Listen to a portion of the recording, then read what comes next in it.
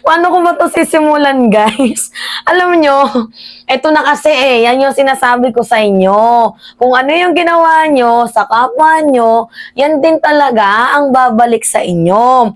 Kung matatandaan nga ninyo, di ba, nagpakalap sila ng malisyosong issue kay PBBM, na si PBBM daw po ay bangag, adik, may inanakang pinsan. Tapos nagpakalap din sila ng fake news kay FL Lisa. Ano yung sabi? Na si First Lady Liza Araneta Marcos daw po ay nanginidnap at madami pang iba. Bukod sa alam naman natin na pinakalap din nila na merong scandal video itong si FL. So ito na nga yung sinasabi ko sa inyo. Kung ano talaga yung ginagawa nyo sa kapwa nyo, yan din ang babalik sa inyo.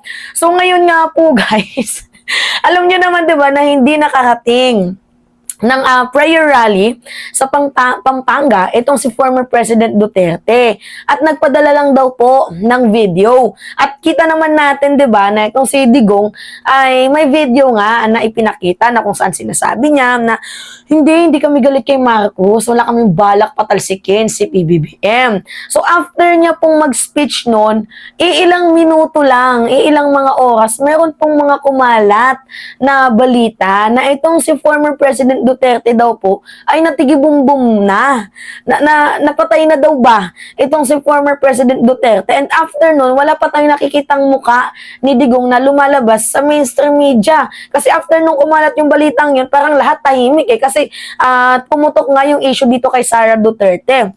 So ngayon nga na medyo nagkaroon na ng space, nagkaroon na ng time, abay nagpaliwanag itong si Bongo. Ngayon si Bongo at si Digong magkasama na naman po after ng banat, after na tinirada ni Basti Duterte, itong si Bongo ngayon, kasama na naman po ni Bongo, itong si Digong. At mayroon silang video. So ngayon, yung video po, pinapakita nila na si Digong daw po is still alive and kicking. Totoo naman guys, buhay pa naman si Digong. Ewan ko ba, kanino ba nagsimula itong chika boom boom na to? Grabe naman. Actually, kahit hindi naman ako Maka Duterte, it was so unfair, 'di ba? Na magpapakalap tayo ng chismis na hindi naman totoo. Hayaan niyo na yung karma, yung kumatok sa kanilang mga puso. Hayaan niyo, ipaubaya niyo na sa ICC. Diyos ko po, pinapatay niyo na agad yung tao, hindi pa nga nakukulong.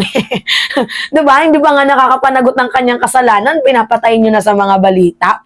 Now, panoodin niyo yung video guys, na kung saan nga sinasabi ni Bongo na itong si former President Duterte daw po is still alive and kicking. Pero makikita nyo sa video na talaga, still alive and kicking pa ba yan na naghihingalo na sa kakapanira?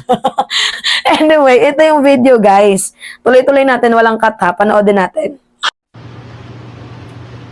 Magandang araw po sa inyo lahat, sa mga nagpapakalat sa TikTok ng merong masamang balita kay former President Duterte. Hindi po yun totoo. He is alive and kicking at binabati kayo. Mga kababayan ko. Wait lang guys, parang bangag. Mga kababayan ko. Diyos ko pa, grabe na epekto ng fentanyl. Kumusta kayong lahat? Ako po yung matanda na. At hindi natin maiwasan yung balita na ngayon nagkasakit. Wala naman akong sakit. At feeling ko, hindi naman ako mamatay ngayon kagad.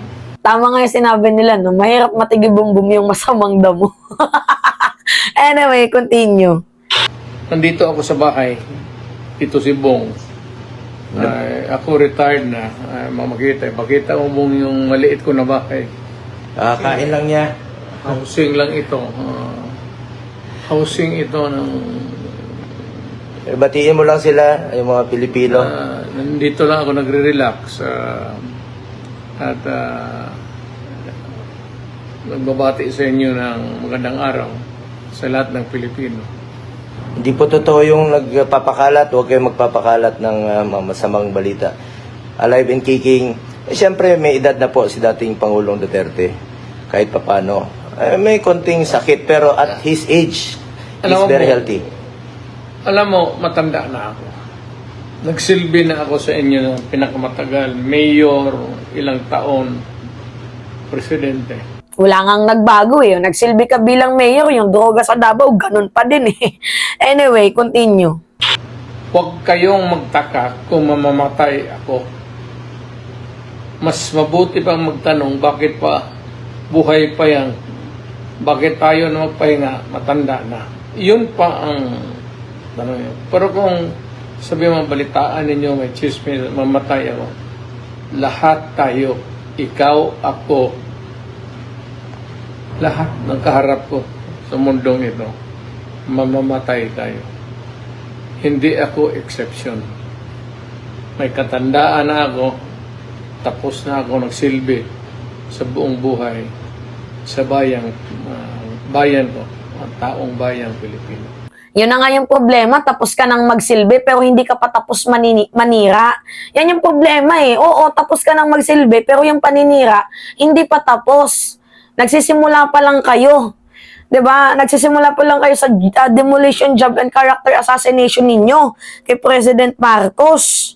Anyway, Salamat po sa tulong ninyo at inyong pagbigay ng pangpalakas ng loob sa yung kanang paraon. Kaya ko nakaya na nilabanan ko lahat. Lalo na yung krimen. Tapos na ako, retired na ako. So, very healthy po si dating Pangulong Duterte. Ako naman, in my own small personal capacity, ang commitment ko sa kanya, lalo na sa kanyang medical, at hindi ko po pababayaan ang ating dating Pangulong Duterte. Hanggang kamatayan po ang aking commitment sa kanya. At mahal na mahal ko po siya. At parati niyang pinapaalala, just do what is right.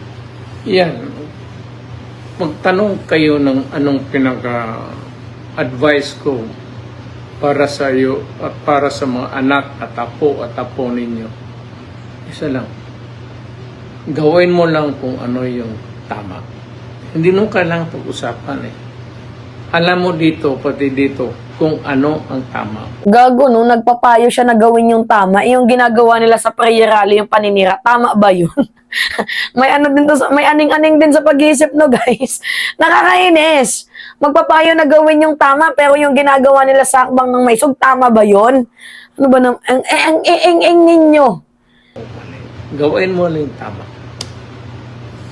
So, sa mga nagpapakalat, let's pray for former President Duterte. Okay po siya, oh. Mayor, kamao. Thank you. Yan yung video.